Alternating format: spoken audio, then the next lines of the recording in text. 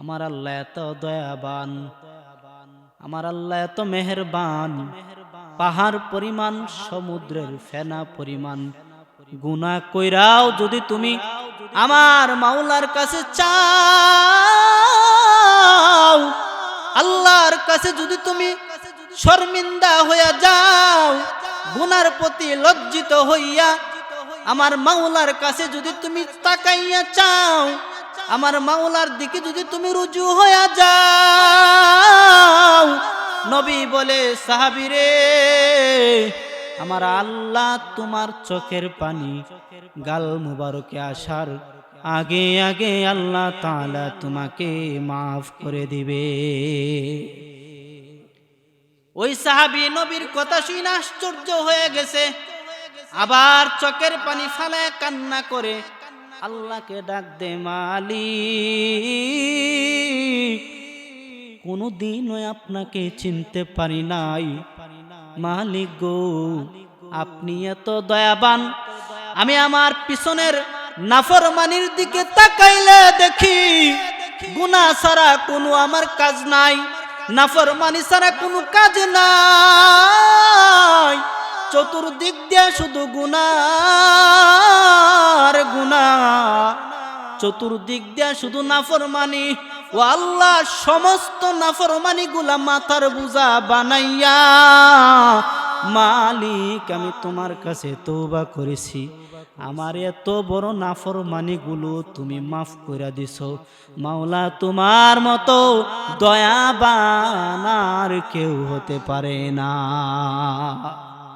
তো ভাই আল্লাহর কাছে যদি আমি আপনি এই রাত্রটাকে গুরুত্বপূর্ণ মনে কইরা রাত্রটা যদি আল্লাহর জন্য কাটায় দিতে পারি, আল্লাহ আমাকে আপনাকে মাফ করবে, অবশ্যই আল্লাহ মাফ করবে, আল্লাহ মাফ করবে যদি চাওয়ার মতো চাইতে পারে। মর্যাদাপূর্ণ রাত, শবে বরাত, জুমার রাত, মেরাজ, এগুলার আলোচনা শুনতে শুনতে আমরা নিজেরাই ওখানে বক্তা হয়ে গেছি। মানে শুনতে শুনতে প্রতি বছরই আলোচনা করা হয়, বিশেষ করে এই রাতের একটা বিষয় যা আমি আসার আগেও বলেছি এলান করে, যে কোরআন হাদিসের ভিতরে কিছু ঢুকানো যাবে না, আবার এখান থেকে কিছু ছাড়াও যাবে না, বাড়াবাড়িও করা যাবে না, সারাসারিও করা যাবে না। রাসূল যেইভাবে বলেছেন রাত্রগুলা পালন করার, রাসূল যেইভাবে করেছেন ঠিক একইভাবে করতে হবে। এই কিছুক্ষণ পূর্বে আমি কিন্তু এশারের আগে এলানে বলছি যে নামাজের মধ্যে যে আমরা সূরা যদি নির্দিষ্ট করি বা রাকাত নির্দিষ্ট করি, এগুলা কোরআন হাদিসের মধ্যে কোনোভাবেই নাই। কোনো ওলামায়ে কেরাম বলতে পারবে না যে শবে বরাতে এত রাকাত নামাজ আছে, কোনো ওলামায়ে কেরাম বলতে পারবে না যে শবে বরাতে রাত্রে এই 2 রাকাত নামাজের মধ্যে 3 বার সূরা ইখলাস পড়তে হবে। এইভাবে যে একটা আমরা নির্ধারণ করি, এটা কেউ বলতে পারবে না, কারণ নাই বলবে কিভাবে। আমরা ওলামায়ে কেরামরা মাদ্রাসার শুরু জীবন থেকে নিয়ে প্রায় 20 বছর পর্যন্ত পড়ালেখা কইরা এমন কোনো হাদিস আমরা পাইছি না। আর আমাদের মা বোনেরা 12 যারা আছে, এরা 2-1টা কিতাব দেখে এরা কত কিছু জানে না। 20 বছর লেখাপড়া করছি, হাদিসের কিতাব আতাইলাম, ফতোয়ার কিতাব আতাইলাম, যে এত বছর লেখাপড়া কইরা কিতাবের ভিতরে থেকে আমরা এই সমস্ত জিনিস আমরা পাইলাম না, আর হেরা এগুলা কিভাবে পায়? হয়তো অবশ্যই কারো না কারো কাছ থেকে শুনে, অথবা এমন এমন কিতাব দেখবেন 10 টাকা 20 টাকা এটা অনেকে বেচে, বই দেখবেন বেচে যে নামাজের ফজিলত আরো বিভিন্ন কিছু, এগুলা কিন্তু বেচে, এগুলা বিক্রি করে তারা, এগুলা হয়তো কিনে, কেনার পরে এগুলার মধ্যে কিন্তু অনেক ভুলভ্রান্তি মাসালা আছে, যা আমরা এগুলা ফইরা দেখা ভাবি কি আমরা মুফতি সাহেব হয়ে পড়ছি। অথচ কিন্তু একটা কিতাব গ্রহণযোগ্য নিয়ে হতে হলে এর মধ্যে বাংলাদেশের মধ্যে যারা বড় বড় উলামায়ে কেরামরা আছে তাদের মন্তব্য, তাদের নজরানা দেখা এবং তাদের সহমত, এই কিতাবটা সহি আছে কিনা, এই কিতাবটা শুদ্ধ করে লেখা হয়েছে কিনা। আমি একটা কিতাব 10 বছর লাগায় লেখলাম, এটা যদি আমি ওখানে কম্পিউটারে ছাপায়া ছাইরা দেই তাহলে কিন্তু এটা গ্রহণযোগ্য হবে না।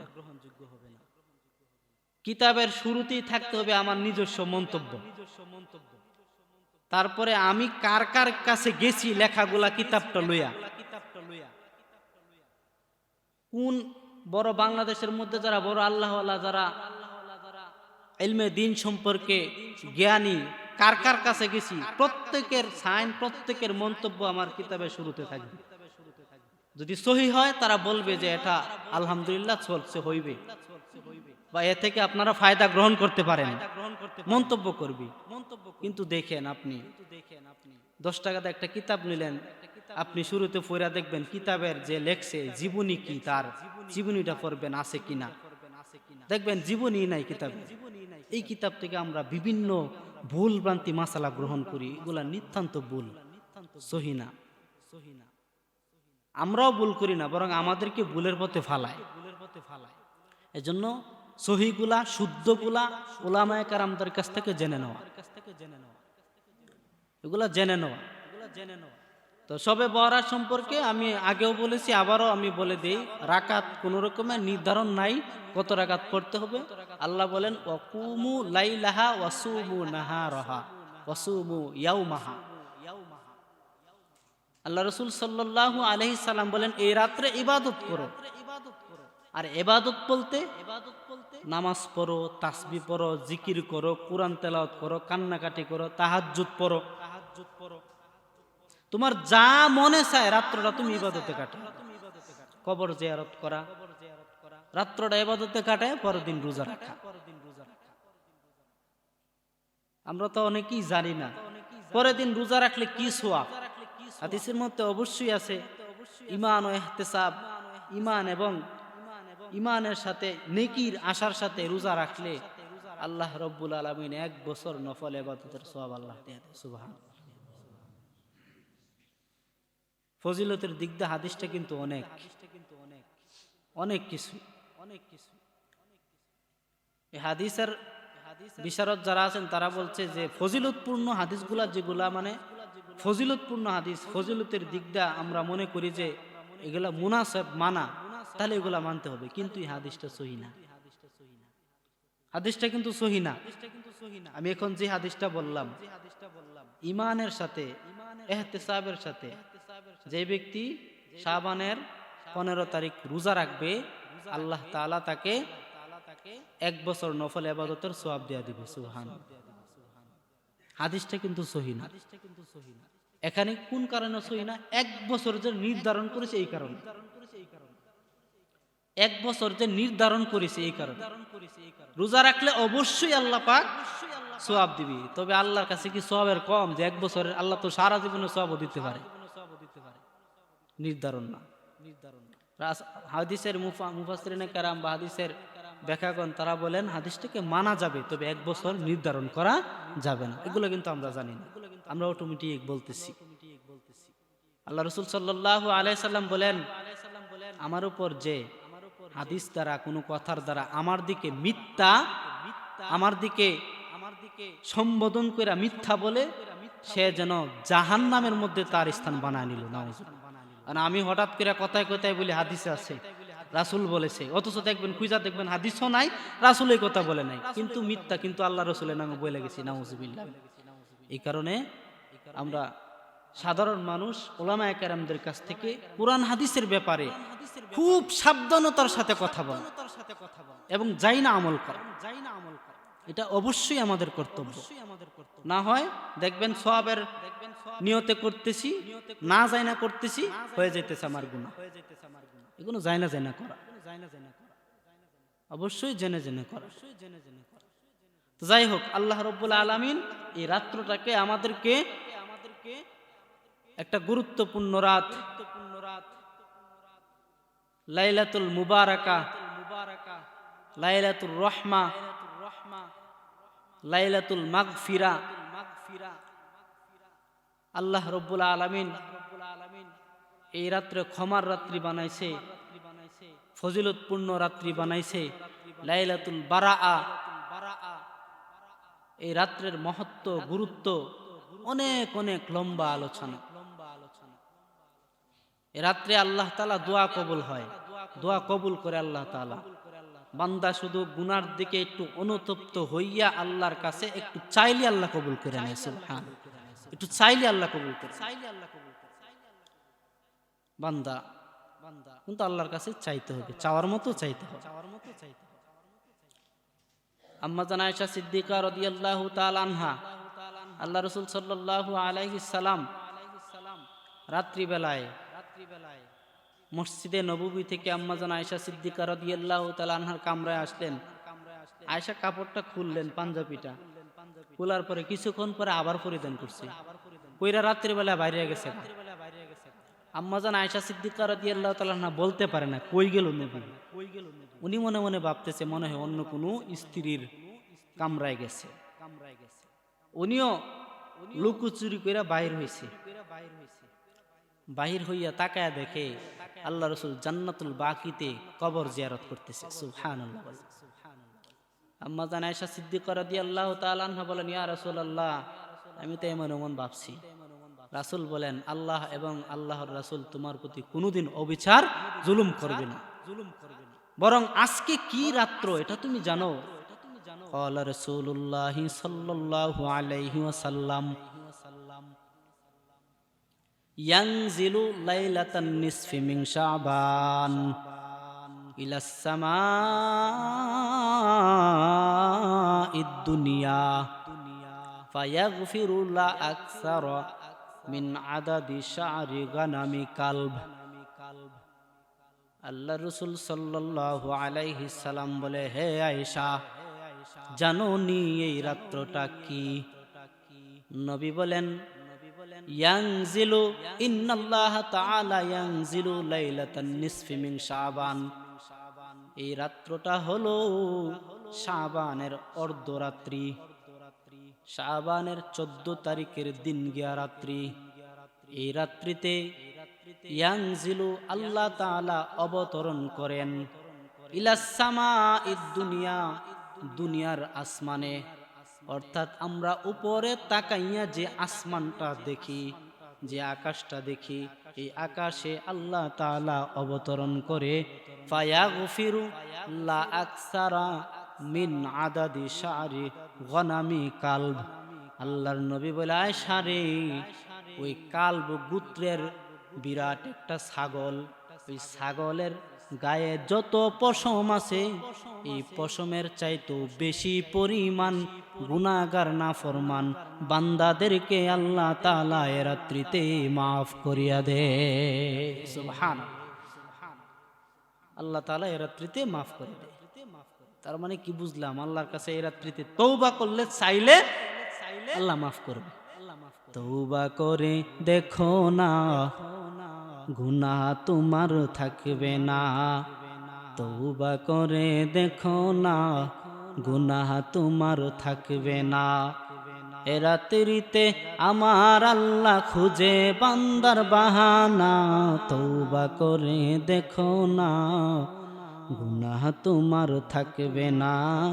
তওবা করে দেখো না, গুনাহ তোমার থাকবে না। তওবা করলে আমার গুনাহ থাকবে না। জীবন তো আমার চলে যাইতেছে, দেখতে দেখতে হঠাৎ করে দেখবেন আজরাইল সামনে হাজির হয়ে গেছে। গত সবে বরাতে বয়ান হয়েছিল, এই পর্যন্ত আল্লাহ পাক আমাদেরকে নেক হায়াতের মাধ্যমে উপস্থিত করেছেন। এর ভিতরে কি মানুষ গেছে না? দুনিয়া থেকে চলে গেছে, দুনিয়া থেকে চলে গেছে। তারা আর এই সৌভাগ্যতা পায় নাই। আমার আপনার হায়াত হয়তো আজকের রাত্র পর্যন্ত আছে, অথবা আমার আপনার হায়াত আজকে রাত্রেও চলে যেতে পারে, সামনের শবে বরাত নাও পাইতে পারে। এজন্য তওবা করা, গুনাহ মাফ করা, সম্পর্ক তৈরি করা আল্লাহ তাআলার কাছে। আমি বুড়া হয়ে গেছি, বৃদ্ধ হয়ে গেছি, গুনাহ করতে করতে বুড়া হয়ে গেছি, আল্লাহর কাছে চান, আল্লাহ মাফ করবে। এক বুড়া সাহাবী, বৃদ্ধ সাহাবী, গুনাহ করতে করতে তার দাড়িগুলা পাইকা গেছে, নাফরমানি করতে করতে যত রকমের পাপাচার অত্যাচার করেছে সব কিছু সে করছে। নবীর কাছে বুড়া বয়সে বৃদ্ধ বয়সে হঠাৎ কইরা দইরা আসছে, ইয়া রাসূলুল্লাহ ইয়া হাবিবাল্লাহ, তওবা করেছি আমি। বলে আমি গুনার প্রতি অনুতপ্ত হয়েছি, গুনাহ যে করেছি, নাফরমানি করেছি, তাই আমারে বুঝে এসেছে। ইয়া রাসূলুল্লাহ ইয়া হাবিবাল্লাহ, আল্লাহ তাআলা কে আমারে মাফ করবেনি। নবী বলেন, যাও যাও, তুমি যেহেতু তওবা করেছো, গুনার প্রতি অনুতপ্ত শর্মিন্দা হইয়া আল্লাহর কাছে চাইছো, আল্লাহ তাআলা তোমাকে মাফ করিয়া দিছে, আল্লাহ মাফ করে দিছে। বুড়া সাহাবী রাসূলের কথা শুনে আশ্চর্য হয়ে গেছে, বিশ্বাস করতে পারতেছিল না। ওই বুড়া সাহাবী বলে, ইয়া রাসূলুল্লাহ, সত্যি কি আল্লাহ আমাকে মাফ করছেনি? রাসূল বলেন, হ্যাঁ, আল্লাহ তাআলা তোমাকে মাফ করে দিয়েছে। ওই বৃদ্ধ সাহাবী আবার বলে, ইয়া রাসূলুল্লাহ, আমার বিশ্বাস হইতেছে না, নবী গো, সত্যি কি আল্লাহ আমারে মাফ করছেনি?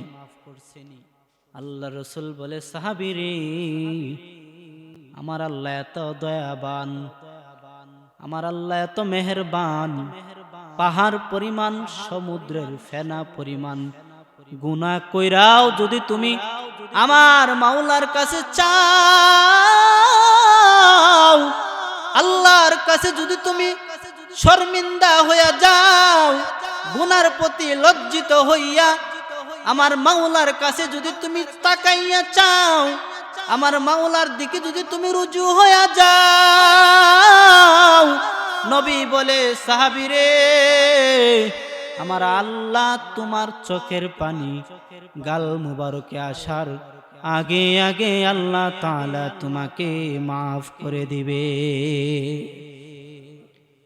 ওই সাহাবী নবীর কথা শুনে আশ্চর্য হয়ে গেছে, আবার চোখের পানি ফালায় কান্না করে আল্লাহকে ডাক দে, মালিক, কোনদিনও আপনাকে চিনতে পারি নাই, মালিক গো, আপনি এত দয়াবান, আমি আমার পিছনের নাফরমানির দিকে তাকাইলে দেখি গুনাহ ছাড়া কোনো আমার কাজ নাই, নাফরমানি ছাড়া কোনো কাজ নাই, চতুর্দিক দিয়ে শুধু গুনাহ, চতুর্দিক দিয়ে শুধু নাফরমানি।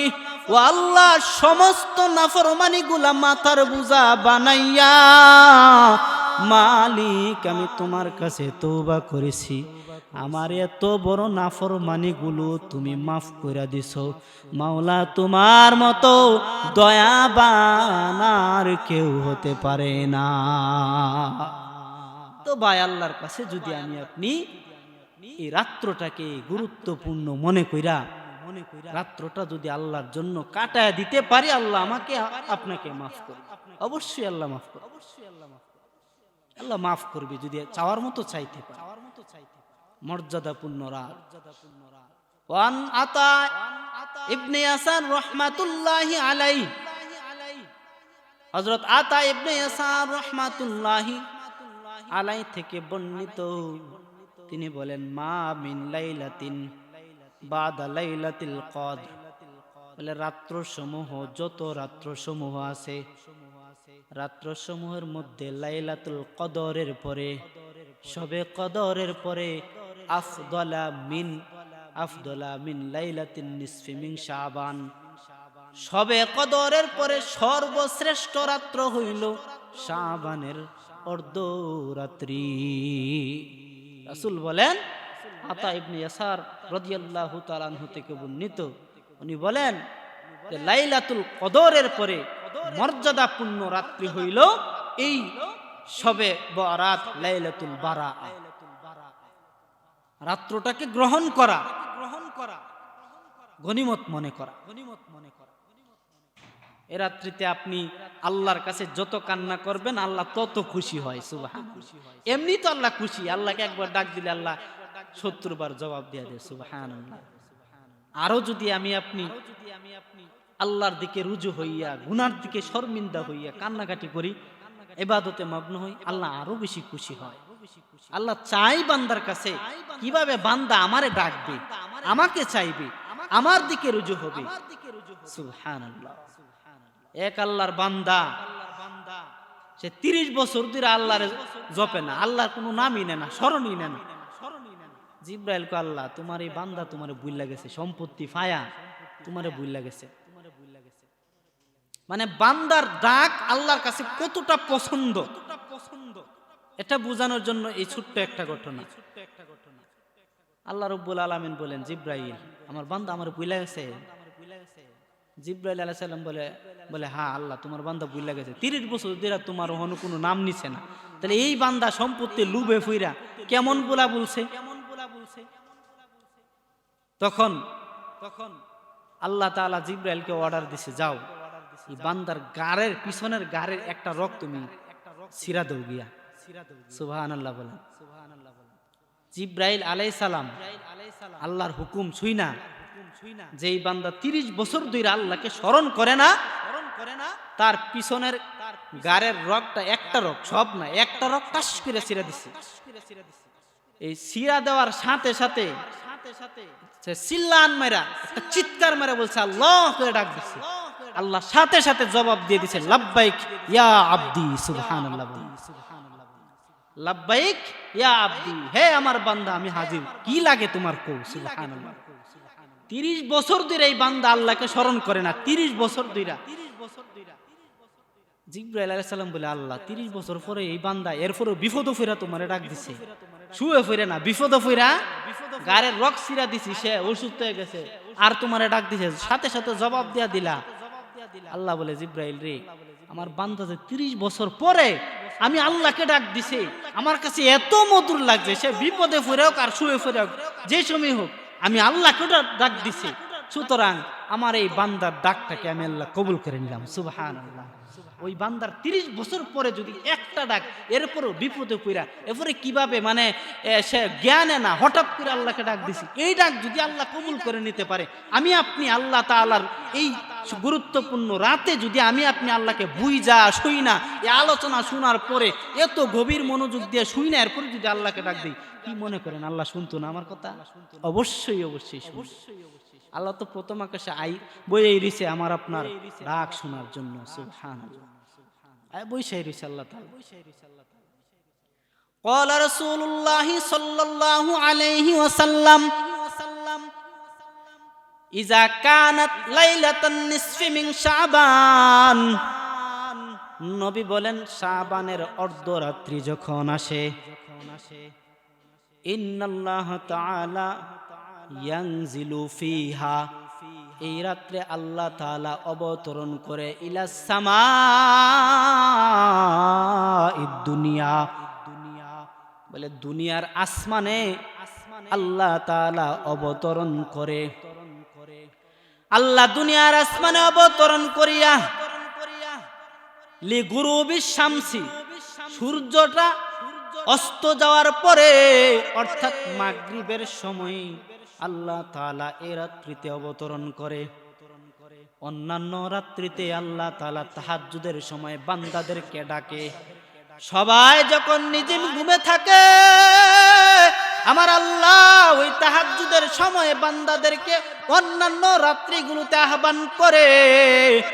আর এই রাত্রিতে লিগুরুবিশ শামসি, যখন সূর্যটা অস্ত যায় মাগরিবের পর থেকে আমার আল্লাহ প্রথম আকাশে, দুনিয়ার আকাশে অবতরণ কইরা আল্লাহ রাব্বুল আলামিন ফায়াকুলু ডাকে, আলামিন মুস্তাগফিরিন, হে কোন ক্ষমা প্রার্থী আমার কাছে চাও, ও বান্দা চাও চাও চাও আলা মিন মুস্তাগফিরিন, আমার কাছে চাও ফাগফিরা লাহু।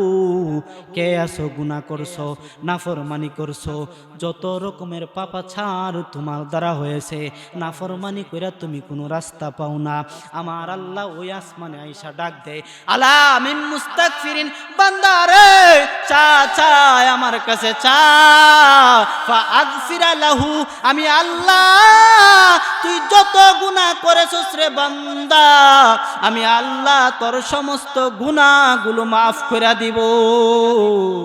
আল্লাহ রব্বুল আলামিন বলেন আলা মিন মুস্তারজিকিন, আল্লাহ বলে হে আমার বান্দা, কে রিজিকের অভাবে আছো, কে অভাব অনটনে আছো, কে অভাব অনটনে আছো, রিজিকের অভাবে আছো, খাইতে পারো না, বিশাল অভাব অনটনে পইরা আছো, বান্দা রে আয় আয় আমার কাছে আয়, বান্দা চা আমার কাছে, বান্দারে চা। আলা মিন মুস্তারজিকিন ফারযাকাহু, আমি আল্লাহ তোর যত রিজিকের অভাব আছে আজকে রাত্রে তুই আমার কাছে চা, সমস্ত রিজিকের অভাব অনটন আমি আল্লাহ দূর করে দিব। আল্লাহ শুধু তাই নয়, আল্লাহ এইভাবে প্রত্যেকটা মানুষ যার মনে চাহিদা আছে যে সে আল্লাহ তাআলার কাছ থেকে পাও না, আল্লাহর কাছে চাইলেই দিয়া দিবে, এমন চাহিদার নাম দইরা দইরা আল্লাহ তাআলা ডাক দে, আলা মিন মুবতালান, কে আসো বিপদ আপদে আসো, বিপদে পড়া রইছো, মাথায় টেনশন, ঋণের টেনশন, মেয়ে বিবাহ দিতে পারো না টেনশন, ছেলে বিবাহ করাইতে পারো না টেনশন, ছেলে বিদেশ গেছে অভাব অনটনে আছে টেনশন, টাকা রোজগার করতে পারে না, মাথায় বিপদের টেনশন, চতুর্দিক দিয়ে শুধু তোমার বিপদ, চতুর্দিক দিয়া শুধু তোমার বিপদ আর বিপদ, বান্দারে আলা মিন মুবতালান, তোমার যত বিপদ আছে আজকে তুমি আমার কাছে চাও, আমি আল্লাহ ফাআফিয়াহু, আমি আল্লাহ তাআলা তোমার সমস্ত বিপদ আপদগুলো আমি আল্লাহ দূর করে দিব। আল্লাহ সব দূর করে দিবে, সুবহানাল্লাহ, আল্লাহ সব দূর করে দিবে, আল্লাহ ওয়াদা করেছে। আলা কাজা হাত্তা ইয়াতলা আল ফাজর, আল্লাহ তাআলা মাগরিবের পর থেকে, এই রাত্রিতে মাগরিবের পর থেকে আল্লাহ হাত্তা ইয়াতলা আল ফাজর, একেবারে ফজর পর্যন্ত বান্দাদেরকে আহ্বান করতে থাকে, ফজর পর্যন্ত বান্দাদেরকে ডাকতে থাকে, চাও আমার কাছে, আল্লাহ কাজা, তোমার যা ইচ্ছা, তোমার কি মনের কি চাহিদা আমার কাছে চাও, আমি আল্লাহ সব পূরণ করে দিব। সুবহানাল্লাহ, এটা আল্লাহ তাআলার সাথে সম্পর্কের রাত, মানে এই রাত্রে গুনাহ মাফ করাইতে পারলেই আপনি নিষ্পাপ, আর আপনার সাথে আল্লাহর সাথে সম্পর্কটা গভীর হয়ে যাবে। সুবহানাল্লাহ, গভীর হয়ে যাবে। মালিক ইবনে দিনার বড় মদ পানকারী একজন লোক, এ রাত্রিতেই সে আল্লাহর ওলি হয়েছে, সমস্ত গুনাহ মাফ করায় এত বড় আল্লাহর ওলি হয়েছে। একদিন সে নদী পথ দিয়া সফর করতেছে, নৌকা দিয়া সফর করে, নৌকায় সফর করতে করতে এক পর্যায়ে যাত্রী যারা আছে, যাত্রীদের মধ্যে একজনের একটা হীরা টুকরা হারায় গেছে, হীরার একটা টুকরা হারায় গেছে। সবাই হট্টগোল শুরু করলো, হট্টগোল করতেছে, হীরার টুকরা হারায় গেছে, বড় দামি একটা সম্পদ, দামি একটা পাথর হারায় গেছে। সবাই ওনার সাথে শোরগোল কইরা এটা খুঁজতেছে, পায় কিনা। মালিক ইবনে দিনার ওই নৌকাতেই এক কোনায় বৈশা, জীর্ণ শীর্ণ পুরাতন কাপড় পরিধান করে বৈশা জিকির করে, আল্লাহ আল্লাহ আল্লাহ আল্লাহ আল্লাহ। ওই নৌকাতে ওই জমানার বড় আল্লাহওয়ালা জুন্নুন মিসরিও ছিল। তাহলে দুইজন আল্লাহওয়ালা এই নৌকাতে, একজন চুপচাপ বসে রয়েছে মালিক ইবনে দিনার, আর জুন্নুন মিসরি যেই ব্যক্তিটার পাথরটা হারাইছে, হীরার পাথরটা হারাইছে, ওই ব্যক্তির সাথে, ওই ব্যক্তিটা দেখে সবাই আয়েশা খুঁজতেছে মালিক ইবনে দিনার, ওই লোকটাকে তো চেনা যায় না, ওই লোকটা ওইখানে বসে আছে, তাহলে মনে হয় আমার হীরার টুকরাটা সে ওই নিচে, মানে তারে দোষারোপ করে বসে। আল্লাহর বান্দা চিল্লায় বলে, ওই যে দেখো লোকটা বৈশা আছে, বলে সে তো আমার হীরার টুকরাটা আনিছে, সেই চুরি করছে, কারণ সে চুপচাপ আছে, কোনো কথা বলতেছে না। আল্লাহর বান্দা মালিক ইবনে দিনারের কাছে জুন্নুন মিসরি বলতেছে, যার হীরা হারাইছে তাকে বলতেছে, তুমি তাকে দোষারোপ করো না, বরং আমি গিয়া তাকে জিজ্ঞাসা করি সে তোমার হীরাটা নিছে কিনা। জুন্নুন মিসরি রহমাতুল্লাহি আলাইহি মালিক ইবনে দিনারের কাছে গিয়া বলতেছে, হে বাবা, ভুল কইরা কি তুমি ওই লোকটার হীরার টুকরা নিছো কিনা? মালিক ইবনে দিনার চুপ কইরা বসে আসে, একেবারে চুপ, কথা বলে না, একেবারে চুপ হয়ে আছে। মালিক ইবনে দিনার জুন্নুন মিসরির কথা শুই না উপরের দিকে শুধু তাকাইছে, নাজারা নাজরাতান ফিস সামা, আসমানের দিকে একটা পলক তাকাইছে, তাকাইয়া কি জানি বলতেছে, আল্লাহ তুমি আমার প্রতি যেই বিচারই করো, তুমি যেই ফায়সালা করো, তুমি যেই ফায়সালা করো, ও আল্লাহ তোমার ফয়সালাতে আমি সন্তুষ্ট। আল্লাহ গো, তুমি যেই ফয়সালায় করো আমার কোনো তোমার প্রতি অভিযোগ নাই। তুমি যদি আমারে চুর বানায়া সাব্যস্ত কইরা, ও মাওলা তুমি সন্তুষ্ট থাকতে পারো, আল্লাহ তোমার ওই সন্তুষ্টই আমি চুর হইয়াও সন্তুষ্ট থাকবো। আল্লাহর বান্দা মালিক ইবনে দিনার কিছুক্ষণ এইভাবে এক পলক তাকায় আবার নিচের দিকে তাকাইলো। জুন্নুন মিসরি রহমাতুল্লাহি আলাইহি বলতেছে, কোনো উত্তর দেয় না। কিছুক্ষণ পর তাকায়া দেখে সমুদ্রের চতুর্দিক দিয়া বিরাট আকারের বড় বড় মাছগুলা দৌড়াইয়া পুরাটা নৌকাটাকে ঘিরাও করে ফেললো।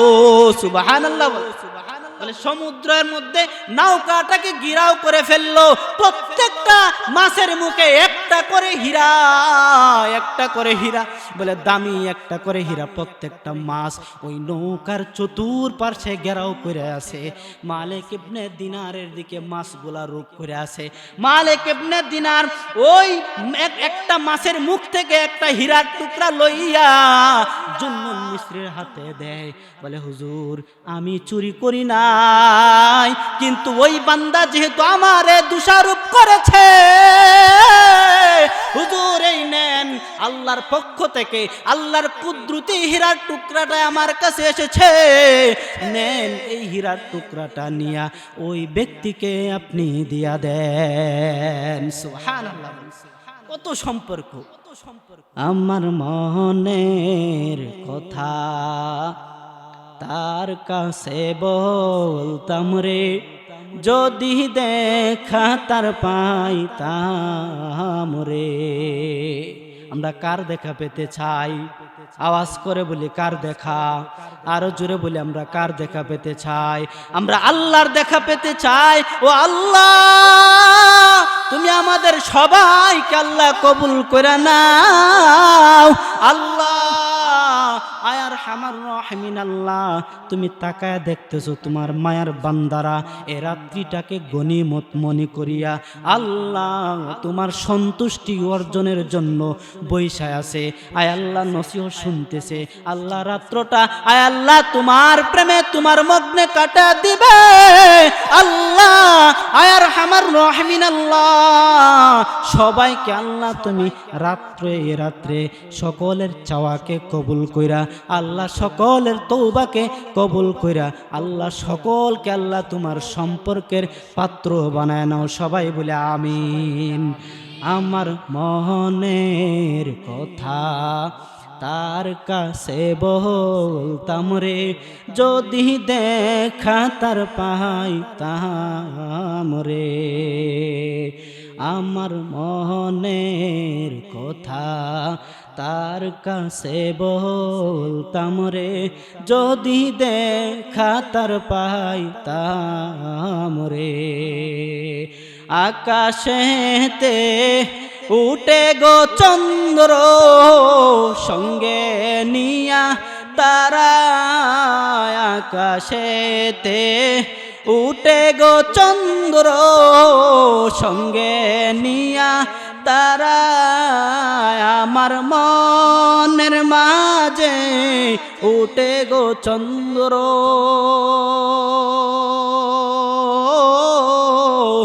আমার মনের মাঝে উঠে গো চন্দ্র আল্লাহ কালামে আগেরারে যদি দেখা তার পাইতাম রে আমার মনের কথা তার কাছে বলতাম রে যদি দেখা তার পাইতাম রে মুসা নবী কই তোরে কথা গিয়া তুর পাহাড়ে মুসা নবী কই তোরে কথা গিয়া তুর পাহাড়ে আমার মাওলার নূরে পাহাড় জ্বলে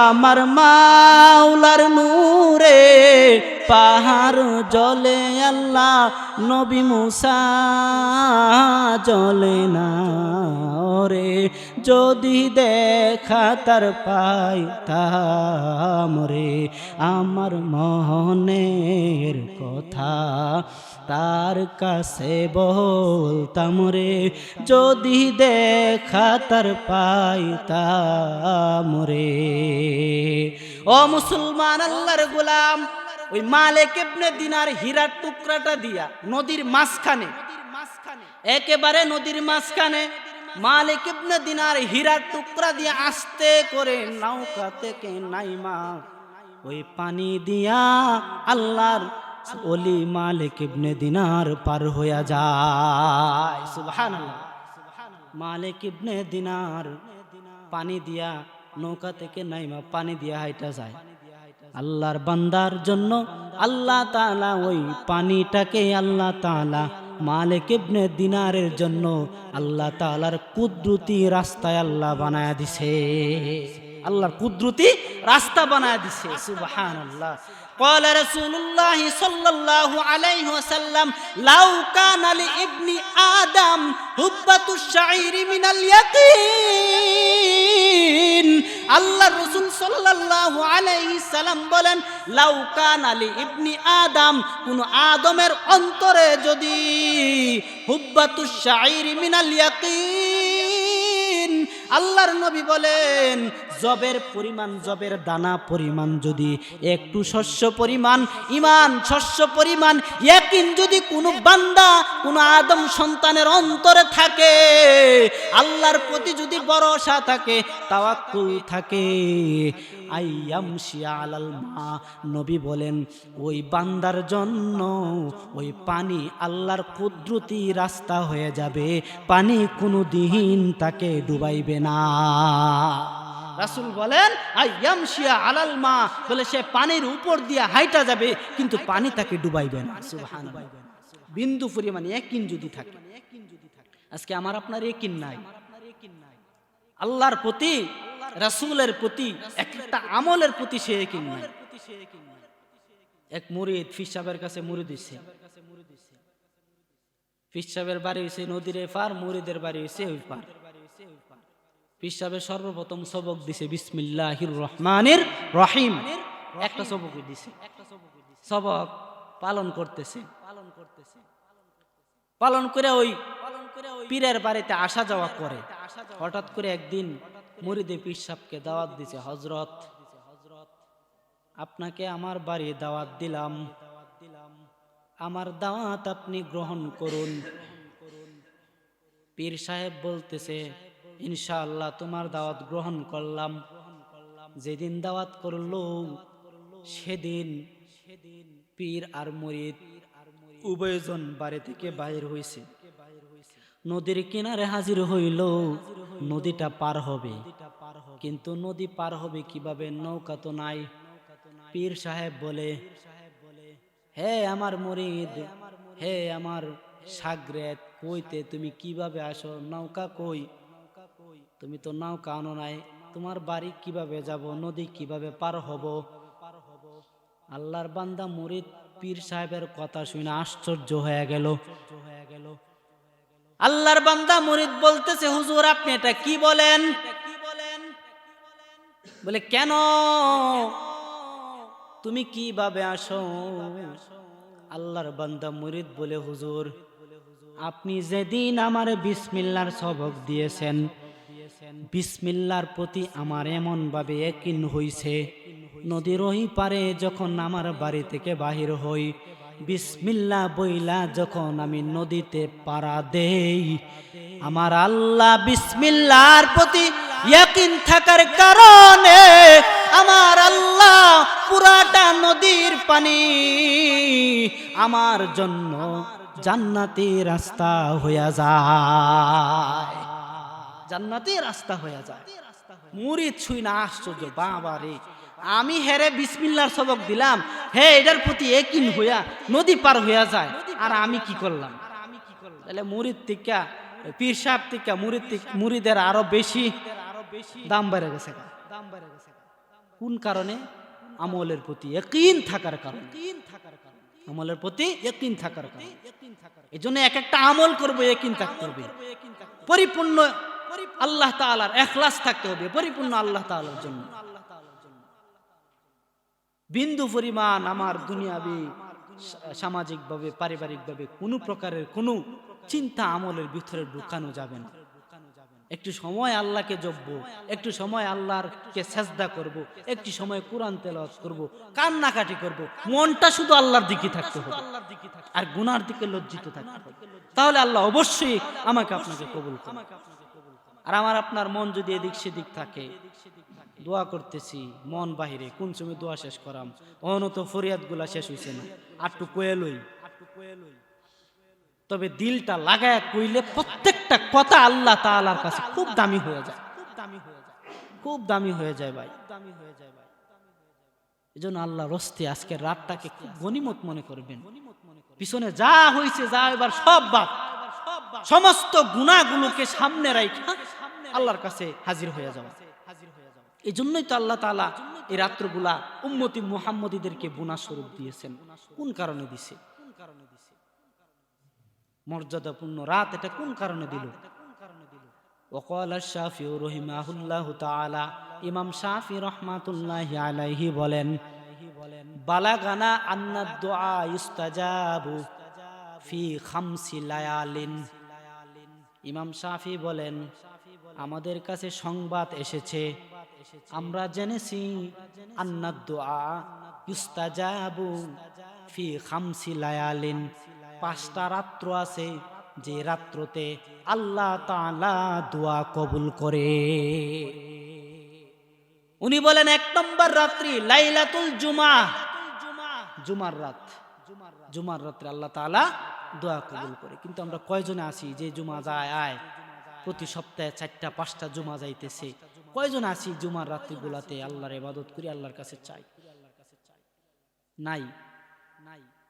লাইলাতুল জুমআ 2 নম্বর, ওয়াল ঈদাইন, 2 ঈদের রাত্র, ঈদুল ফিতর, ঈদুল আযহা, 2 ঈদের রাত্রিতে আল্লাহ তাআলা দোয়া কবুল করে, বান্দাদেরকে maaf করে। 1 নম্বর জুমার রাত, 2 নম্বর ঈদুল ফিতরের রাত, 3 নম্বর ঈদুল আযহার রাত, 4 নম্বর আউয়ালু রজব, রজব মাসের প্রথম রাত্রে আল্লাহ তাআলা বান্দাদেরকে আল্লাহ maaf করে দেয়। সুবহানাল্লাহ। কিন্তু রজব মাসের প্রথম মাস গেছে, কয়জন আছে চাইছে? 5 নম্বর ওয়া নিসফু মিন শাবান, শাবানের অর্ধরাত্রিতে আল্লাহ তাআলা বান্দাদেরকে আল্লাহ maaf করিয়া দেয়। শাবানের অর্ধরাত্রিতে আল্লাহ তাআলা বান্দাদেরকে maaf করিয়া দেয়। আল্লাহর সাথে সম্পর্ক করার রাত, আল্লাহর সাথে সম্পর্ক করার রাত, আল্লাহর সাথে মহব্বতের রাত। আল্লাহ রাসূল জান্নাতুল বাকি জিয়ারত করেছেন এই শবে বরাতে, এই রাত্রে। আমরা ইনশাআল্লাহ পারবো না, যার যার মা বাবার, অনেকেরই মা বাবা নাই, অনেকেরই আত্মীয় স্বজন কবরে শুয়ে আছে। আমরা একা একা সম্মিলিত ভাবে না, একা একা কবর জিয়ারত করব, একা একা কবরের জিয়ারত করার অনেক দাম, সম্মিলিত ভাবে নয়। সম্মিলিত জায়েজ আছে, করা যায়, কিন্তু একা একা করাটা সবচেয়ে গ্রহণযোগ্য নিয়ে বেশি। সন্তান যদি বাবার কবরের পাশে, মায়ের কবরের পাশে গিয়া দোয়া করে, আরবি বলা লাগবে না, বাংলাতে করবেন। আল্লাহ তো মাতৃভাষাকে, শুধু আমরা বাংলা ব্যাকরণ পড়ি, মাতৃভাষা কাকে বলে, মাতৃভাষা কাকে বলে। আরে মাতৃভাষা তো আমার রাসূল থেকে এসেছে, সুবহানাল্লাহ। রাসূলের মাতৃভাষা ছিল আরবি, যদিও আমাদের কবরে আরবি ভাষা থাকবে, জান্নাতে আরবি ভাষা থাকবে, অর্থাৎ পরকালে সব আরবি ভাষা থাকবে, অটোমেটিক আরবি হয়ে যাবে আমাদের জবান। কিন্তু আমরা যেই দেশে আছি, বাংলাদেশে, বাংলা ভাষা এটি আমাদের মাতৃভাষা। এটা আল্লাহ মানে যেই ভাষা, যার যেই মাতৃভাষায় আল্লাহর কাছে যেভাবে চান আল্লাহ এইভাবে খুশি হয়। তবে হ্যাঁ, উত্তম হইল যদি আমি আরবি যে দোয়াগুলো আছে, এই দোয়াগুলা তো কোরআনের থেকে গ্রহণ করা হয়েছে, হাদিস থেকে গ্রহণ করা হয়েছে। এই কারণে এগুলা পড়লে, কোরআন পড়লে একটা হরফ পড়লে 10টা নেকি। একটা দোয়ার মধ্যে কতগুলা হরফ আছে, একটা দোয়া যদি আমি পড়ি, মাগার দোয়া করলাম, কোরআনের সওয়াবও পাইলাম, দোয়া যে উত্তম এর সওয়াবও পাইলাম।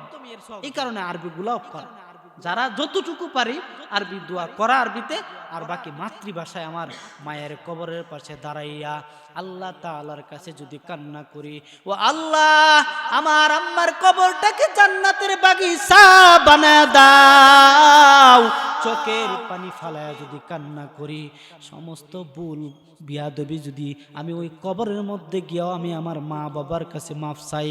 তাফসিরে জালালাইনের মধ্যে লেখেন, আমার আল্লাহ ওই বান্দাদেরকে, ওই মা বাবার অন্তরটাকে আমার আল্লাহ জাগায়া দে। ওই মা বাবা, তাফসিরে জালালাইনের মধ্যে আছে, মা বাবা সন্তানের কথা তখন শুনতে থাকে, কিন্তু সন্তান মা বাবার কথা শুনে না। মা বাবা ঠিকই সন্তানের আরজিগুলা শুনে।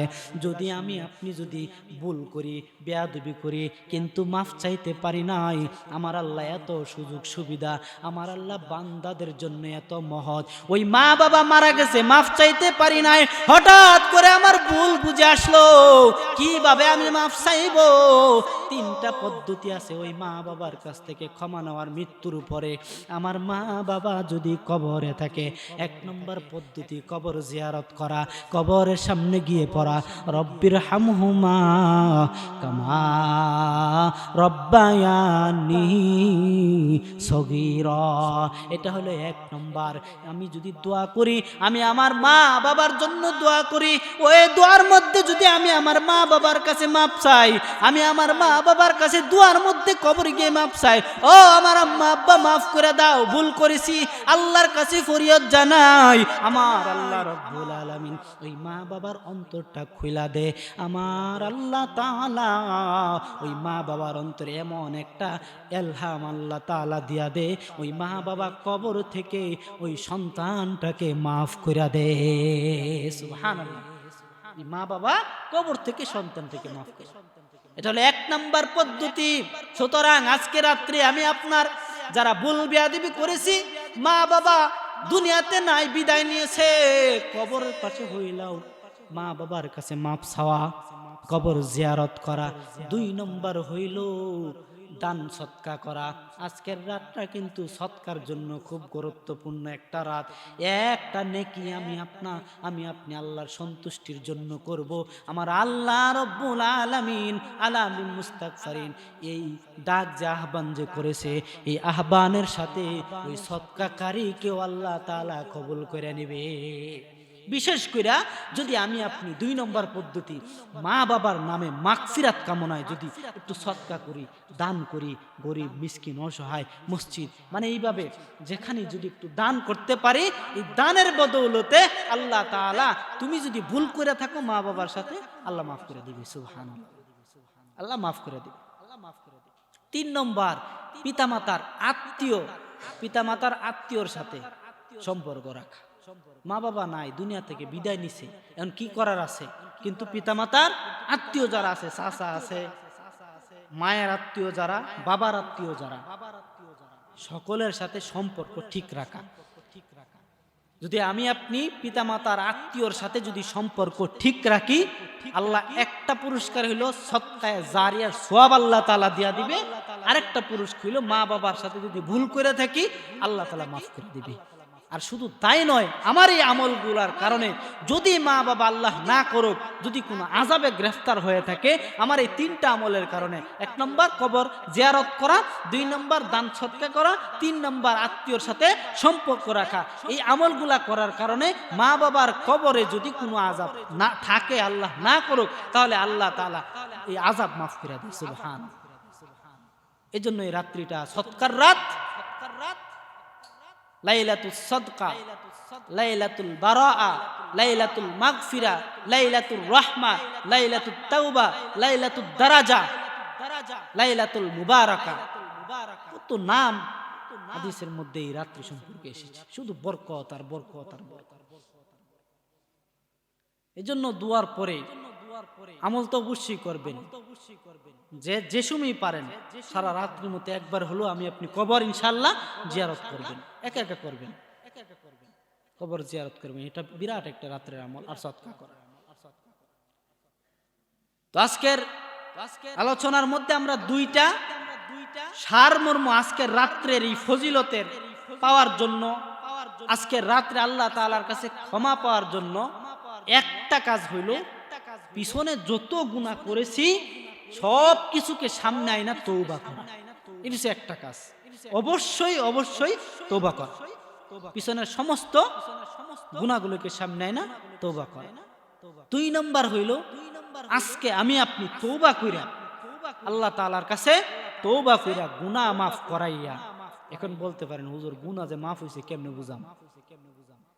বলে আপনি যখন দোয়া করবেন, আপনার ইবাদতে যখন মন একেবারে মন লাগাই রইছে, মজা লাগে, মানে ইবাদতে মজা পাইবেন, যত বেশি মজা পাইবেন তখন বুঝতে হবে আপনার গুনাহ মাফ হইতেছে। সুবহানাল্লাহ। আর ইবাদতে মজা পান নাই, মন গড়া ইবাদত কইরা বাইরে দিয়া হইতা শেষ, তাহলে মনে করবেন আপনার আমল হয় নাই। 3টা দিক আছে। একটা দিক হইল আমার আপনার ইবাদত, আমার আপনার তওবা যে আল্লাহর কাছে কবুল হইছে, এটা প্রমাণ করতে হলে আপনি নিজে নিজে প্রমাণ করবেন। 1 নম্বর হইল দোয়ার সময় ওজোরে চক্ষু দিয়া পানি পড়া, মানে আল্লাহ তাআলাকে স্মরণ করে, জাহান্নামের কথা স্মরণ করে ওজোরে চক্ষু দিয়া পানি পড়তেছে। এই পানিগুলা যখন চক্ষু দিয়া পড়বে তখন বুঝতে হবে আপনার গুনাহ আল্লাহ তাআলা মাফ করতেছে। সুবহানাল্লাহ। 2 নম্বর হইল যখন আপনি দোয়া করবেন আল্লাহ তাআলার কাছে, তখন আপনার শরীরে যদি শরীরের রুমগুলা দাঁড়ায়া যায়,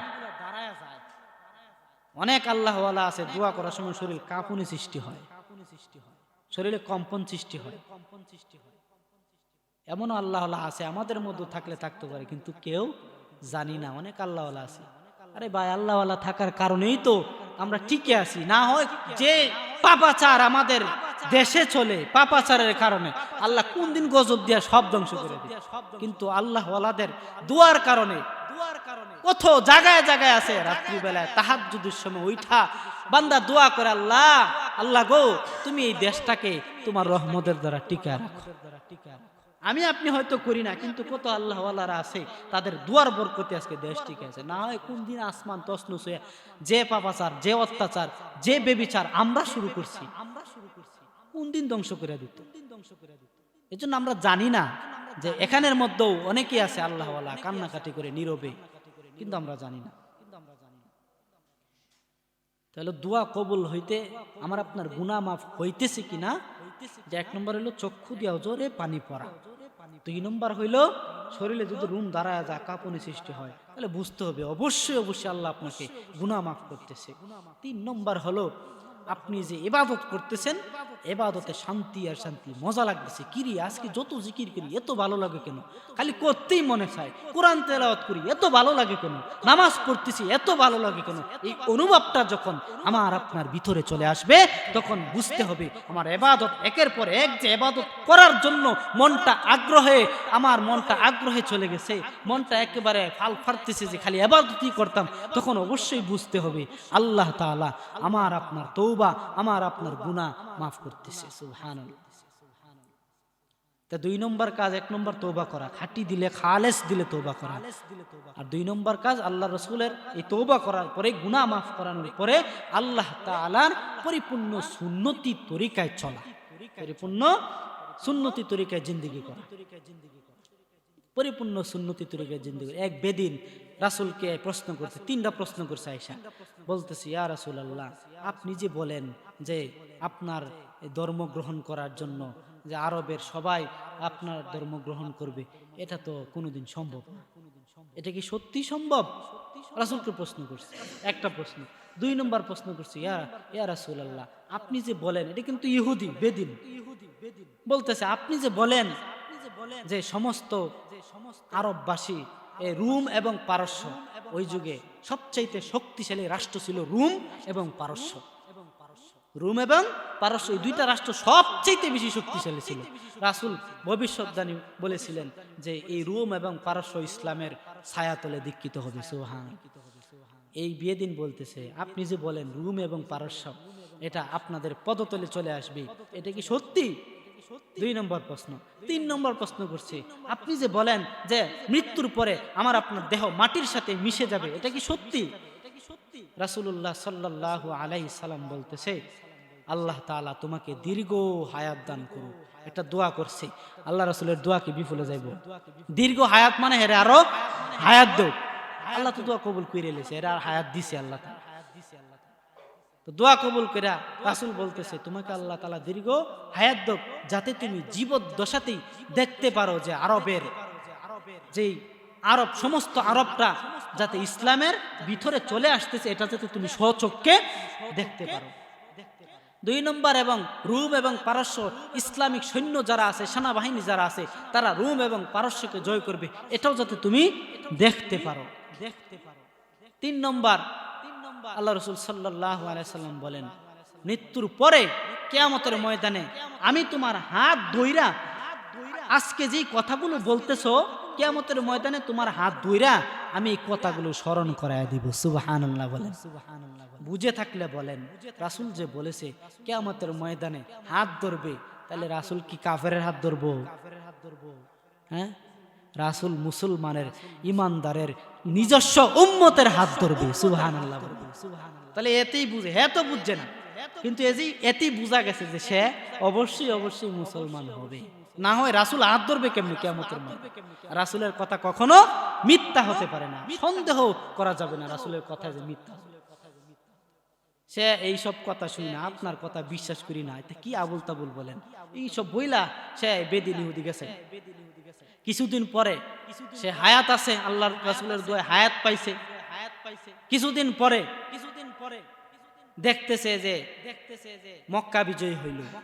মক্কায় বিজয় হওয়ার পরে তাবুক পর্যন্ত, আরবের তাবুক পর্যন্ত একটা সীমান্ত, তাবুক একটা এলাকা, এই তাবুক পর্যন্ত, এটা বিরাট একটা সীমানা, মোটামুটি আরবের শেষ দিক।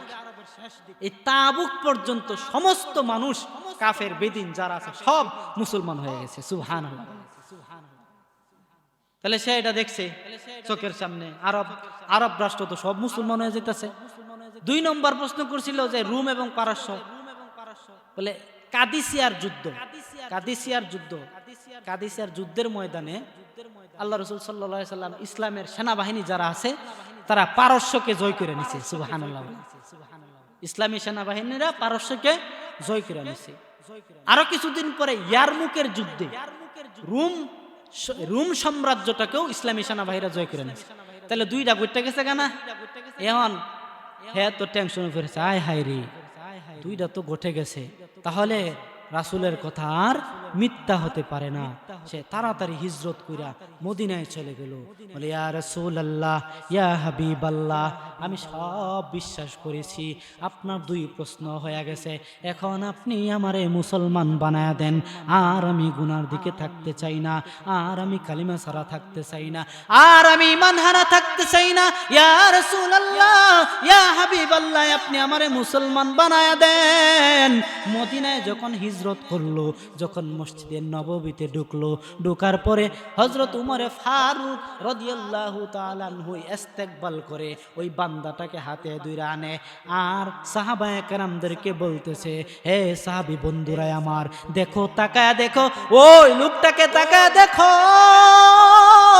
আমার মায়ার নবী ওই লোকের সম্পর্কে বলেছিল কিয়ামতের ময়দানে ওই লোকটাকে আল্লাহর নবী কিয়ামতের ময়দানে হাত ধরায়া ধরায়া হাত ধইরা দুনিয়াতে যে প্রশ্নগুলা করেছিল সে তাকে মনে করায়া দিবে।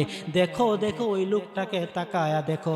উমরে ফারুক রাদিয়াল্লাহু তাআলা আনহু বলেন, ও সাহাবী বন্ধুরা আমার, আল্লাহর নবী যেই বান্দার হাতটা কিয়ামতের ময়দানে ধরবে, জান্নাতে না নেওয়া পর্যন্ত ওই বান্দার হাত আল্লাহর নবী কখনোই ছাড়বে না। সুবহানাল্লাহ। বলে কিয়ামতের ময়দানে নবী যার হাতটা ধরবে, জান্নাতে না নেওয়া পর্যন্ত নবী তার হাত ছাড়বে না। উমরে ফারুক বলে, তাহলে রাসূলের কথা অনুযায়ী নিশ্চয়ই ওই ব্যক্তি জান্নাতি। সুতরাং তোমরা যদি জান্নাতি ব্যক্তিকে দেখতে চাও তাহলে ওই জান্নাতি ব্যক্তিটাকে তাকায়া দেখো। সুবহানাল্লাহ। তাকায়া দেখো। সুবহানাল্লাহ। তাহলে আমি আপনি যদি আজকে যদি আল্লাহ রসুলের সুন্নতি তরিকায় চলি, আল্লাহ রসুলের পরিপূর্ণ আজকের পর থেকে রাসূল যেইভাবে বলেছে, রাসূল যেইভাবে যা করেছে, এই প্রত্যেকটা পদাঙ্ক যদি অনুসরণ করে চলি, যদি আল্লাহ রসুল কিয়ামতের ময়দানে আমার আপনার রাসূলের অনুসরণ করার কারণে, রাসূলের আশিকতা যদি আমার আপনার থাকার কারণে বেলালের মতো আশিক যদি আমরা হইতে পারি, বেলালের মতো রাসূলকে যেইভাবে বেলাল রাদিয়াল্লাহু তাআলা আনহু যেইভাবে অনুসরণ করেছে এরকমভাবে যদি করতে পারি, কিয়ামতের ময়দানে যদি রাসূল একবার হাতটা ধরে, তাহলে জান্নাতে না নেওয়া পর্যন্ত আমার আপনার হাত আল্লাহ রসুল ছাড়বে না। সুবহানাল্লাহ। তাহলে এই কিয়ামতের ময়দানে আল্লাহ রসুলের হাতে ধরতে হলে তাহলে আমার আপনার পরিপূর্ণ তাকওয়ার সাথে রাসূলের সুন্নতি তরিকায় চলতে হবে। তো ভাই, লম্বা আলোচনা হয়ে গেছে। আজকের রাত্রটা আমরা গুরুত্বপূর্ণ রাত মনে করি। কেউ ঘুমাইবো আবার যে একবারে ঘুম শেষ এরকম না, অল্প কিছুক্ষণ ঘুমাইবো যাতে শরীর স্বাস্থ্যটা ঠিক থাকে। সারা রাত্রি আবার সজাগ থাকলে পরে দেখবেন ফজরের নামাজ শেষ। তাহলে সারা রাত নফল ইবাদত করে যদি ফজরের নামাজ আমার যায়, তা আমও গেছে, চালাও গেছে, সব কিছুই হইল না। সব রাত্রি যত ইবাদত আছে সব বরবাদ, কিচ্ছু কবুল হবে না যতই কান্নাকাটি করেন।